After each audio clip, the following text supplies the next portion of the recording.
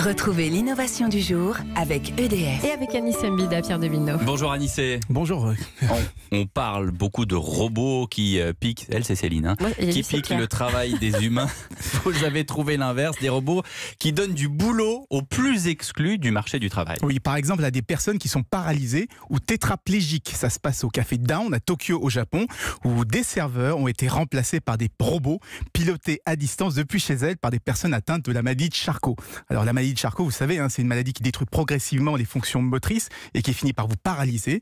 Et bien grâce à des robots, même coincés dans un lit, on pourra travailler à distance et servir dans un restaurant. Si on est paralysé, comment on fait pour piloter un robot ? Avec les yeux, il y a une caméra qui suit tous les mouvements de la pupille et qui les utilise ensuite pour déplacer un pointeur sur un écran. Il y a toute une série de commandes comme ça, avancer, reculer, retour en cuisine. On peut même taper des messages qui seront lus par le robot. C'est un système qui a été développé par la start-up Ori, qui justement est spécialisée dans les robots pour les handicapés. Alors le pilotage avec les yeux, c'est un peu la version extrême, mais on peut aussi le faire avec des manettes, mais quand on est par exemple paraplégique. Ils sont payés au moins, vous savez combien ?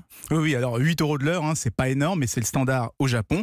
Et puis c'est pas vraiment une question d'argent, l'idée c'est plutôt que les gens retrouvent de l'autonomie et surtout qu'ils se sentent à nouveau utiles. Alors pour le moment, il faut rappeler que c'est une expérimentation, mais les chercheurs du MIT travaillent sur un système similaire qui permettrait cette fois à des chômeurs de retrouver du travail en contrôlant à distance des robots industriels dans des usines.